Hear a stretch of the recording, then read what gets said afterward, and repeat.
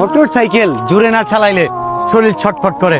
কিছু উঠতি বয়সী পোলাপানের বাপ মা গাড়ি কিনে দিয়েও টেনশন করে, অথচ দাম বুঝে না নিজের জানের।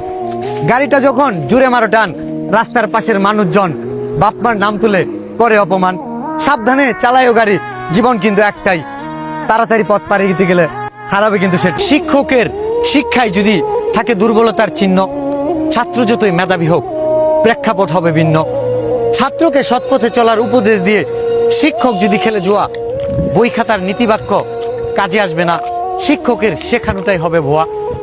মেধাবী ছাত্র আলো সরাবে যদি বিবেকের দরজা হয় উন্মোচন।